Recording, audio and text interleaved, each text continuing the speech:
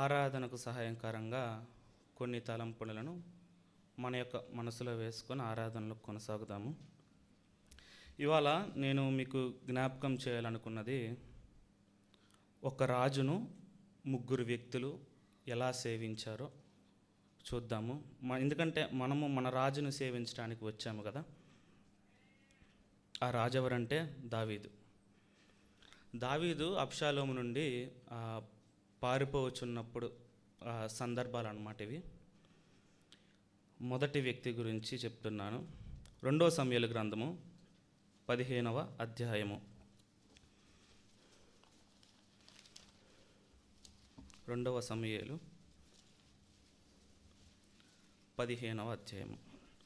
వాస్తవానికి ఆరాధన మాటలతో మాత్రమే కాదు, మన యొక్క క్రియలతో కూడా చేస్తే అది బహు సౌందర్యంగా ఉంటుంది. 15వ అధ్యాయము 19వ వచనం. రాజు గిత్తీయుడగు ఇత్తయిని కనుగొని, నీవు నివాస స్థలము కోరు పరదేశివై ఉన్నావు, నీవెందుకు మాతో కూడా వచ్చుచున్నావు? నీవు తిరిగిపోయి రాజున్న స్థలములో ఉండుము. అయితే ఈ మొదటి వ్యక్తి పేరు గిత్తీయుడైన ఇత్తయి. ఇతను గాతు నగరానికి చెందినవాడు. ఫిలిస్తీన్లకు ముఖ్య నగరాల్లో ఒకటి గాతు. ఇది గొలియాతుకు ఒక హోమ్ టౌన్ వంటిదన్నమాట. 20వ వచనం చదువుతున్నాను. నిన్ననే వచ్చిన నీకు ఎక్కడికి పోదుమో తెలియక ఉన్న మాతో కూడా ఈ తిరుగులాట ఎందుకు? ఈ గిత్తీయుడైన ఎత్తయి అంట దావీదు జనములోనికి నిన్ననే వచ్చాడంట. ఒక శత్రువుని దావీదు చేర్చుకున్నాడు. ఎలాగైతే మనమును ఇంకను శత్రువులుగా ఉండగానే ప్రభు మనల్ని చేర్చుకున్నాడో, ఆ విధముగానే దావీదు రాజు కూడా గిత్తీయుడైన ఎత్తయిని చేర్చుకున్నాడు. దావీదు అంటున్నాడు, నిన్ననే వచ్చావు కదా, ఈ తిరుగులాట ఎందుకు? వెళ్ళి రాజున్న స్థలంలో ఉండమని ఇత్తయికి చెప్తున్నాడు. కానీ ఇత్తయి ఇచ్చిన సమాధానము రాజుని ఎలా సేవించాడో తెలుస్తుంది. 21వ వచనము.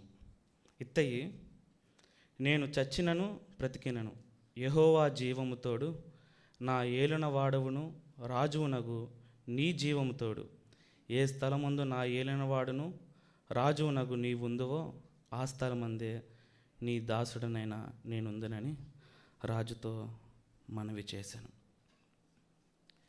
దావీదు తన సొంత ప్రజల చేతే తృణీకరించబడ్డాడు. కానీ అన్యుడు యాక్సెప్ట్ చేశాడు దావీదుని. దావీదు అతన్ని చేర్చుకున్నాడు. అలాగనే యేసుక్రీస్తు ప్రభువారు కూడా తన సొంత వాళ్ళ నుండి తృణీకరించబడ్డాడు. His own people rejected him. కానీ శత్రువులైన మనలను ఆయన చేర్చుకున్నాడు. ఇత్తయి చూపించిన నమ్మకత్వము, అతను కేవలం మాటలతో చచ్చినను బ్రతికను నీతోనే అనలేదు. అతను ఆ మాట మీద నిలబడ్డాడు. ఇది ఇత్తయి అనుభవం. కేవలం ఇదే కాదు, 18వ అధ్యాయంలో ఉంటుంది, ఇత్తయిని సహస్రాధిపతి చేశాడంట దావీదు. జనములను 3 భాగములు చేసి ఒక భాగముకు ఇత్తయిని సహస్రాధిపతిగా నియమించాడు. అంటే ఒక శత్రువు తన జనంలోకి చేరటమే కాదు, అతన్ని ఒక నాయకుడిగా కూడా దావీదు ఇత్తయిని ఉంచాడు. ఏ విధముగా అయితే మన రాజు తిరిగి వచ్చి తన 1000 ఏండ్ల పాలనలో తనతో పాటు ఏలటక మనల్ని ఉంచుతాడో, ఆ విధముగానే దావీదు కూడా ఇత్తయిని అలా చేశాడనమాట. 2వ వ్యక్తి మనందరికీ బాగా తెలిసిన వాడే, సౌలు యొక్క మనవడు. 9వ అధ్యాయము. ఇదే 2వ సమూయేలు 9వ అధ్యాయము. మొత్తం నేను చదివించట్లేదు, కానీ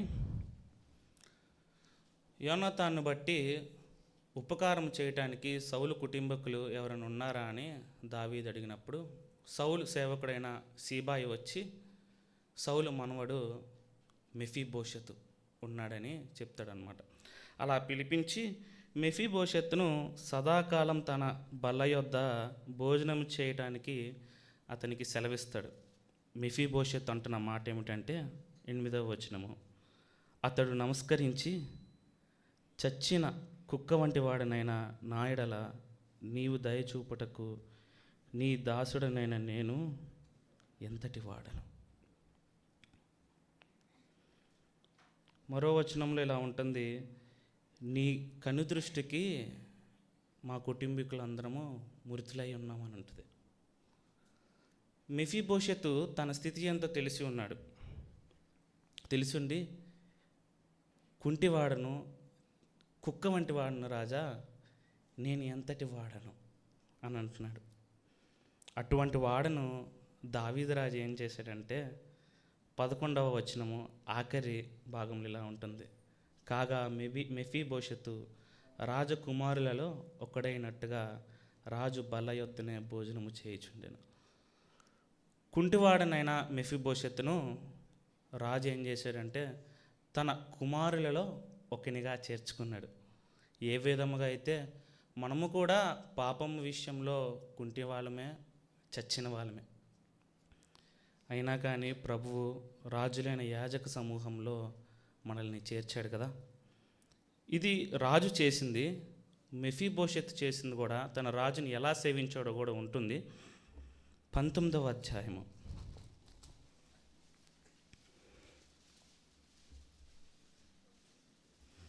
30వ వచనాన్ని నేను చదువుతున్నాను. రాజు అబ్షాలోము చనిపోయిన తర్వాత తిరిగి వస్తున్నాడు అనమాట యెరూషలేముకి. అప్పుడు మెఫీబోషెతు ఎదురవుతాడు. ఇంతకంటే మునుపు ఇతని సేవకుడైన సీబాయి ఇతన్ని మోసం చేసి రాజు దగ్గర అబద్ధమాడి, మెఫీబోషెతుకి దావీదు సౌలు యొక్క ఆస్తిని మొత్తం ఇస్తాడు. కానీ సీబాయి అబద్ధమాడి దాన్ని దోచుకుంటాడనమాట.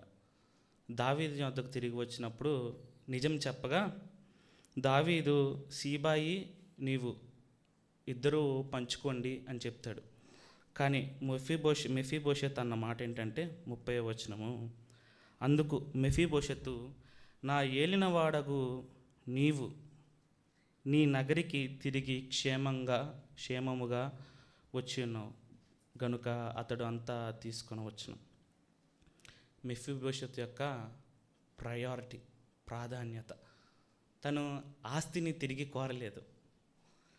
My king, you came safely, రాజా నీవు క్షేమంగా వచ్చావు, అది చాలు. అతడే అంతా ఉంచుకోవచ్చు. తను ఆస్తిని తన ప్రాధాన్యతగా నాకు దక్కవలసింది నాకు మళ్ళీ దక్కింది అని గర్వంతో లేడు, కానీ నా రాజు క్షేమంగా వచ్చాడు, అది చాలు. అంటే అతను ఎంత నిరీక్షణతో ఉన్నాడో పై వచనాల్లో ఉంటుంది.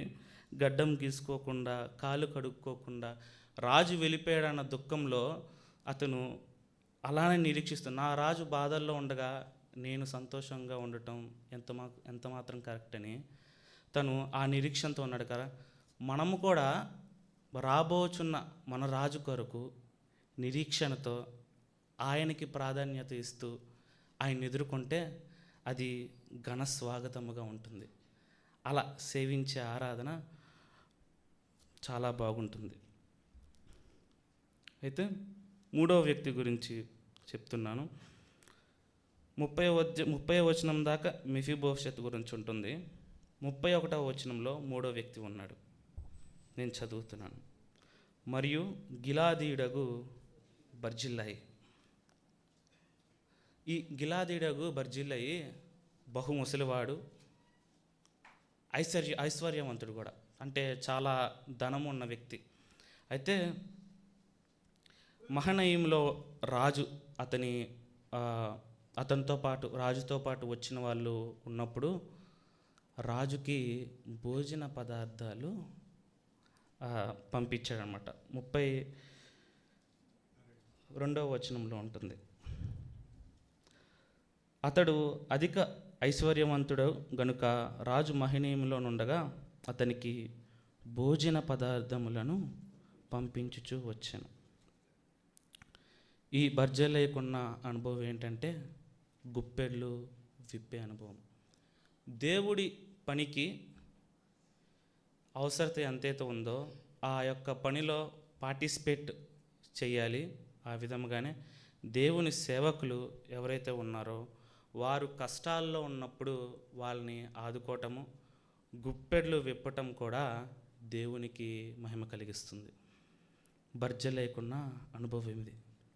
అయితే రాజు కేవలం అలా తీసుకొని ఉండలేదు, కానీ అతని కుమారులకు స్వాస్థ్యాన్ని దయచేశాడు. దావీదు తన యొక్క మరణ దినాల్లో ఉన్నప్పుడు సొలొమోనుకి చెప్తూ 1 రాజులు 2:7 అనుకుంటా ఈ విధంగా అంటాడు, బర్జిలై కుమారులను నీ భోజన బల్ల యొద్ద చేర్చుకొనుము అని చెప్తాడు. రాజును సేవించటమే ఒక గొప్ప ఆశీర్వాదం. వాస్తవానికి క్రైస్తవుడికి గొప్ప భాగ్యము, గొప్ప ఆశీర్వాదం ఏంటంటే దేవాతి దేవుణ్ణి మన ప్రభువుని ఆరాధించటమే గొప్ప ఆశీర్వాదమని నేను అనుకుంటాను. 3 వ్యక్తుల గురించి చూసాము. ఒక ఆయన అన్యుడు, శత్రువు. ఆ శత్రువుని, అన్యుడిని అదే స్థితిలో ఉన్న మనము కూడా ఈ వ్యక్తుల్లో మనము ఆపాదించుకుందాము. శత్రువులము, మనము కూడా శత్రువులమే, అన్యులమే.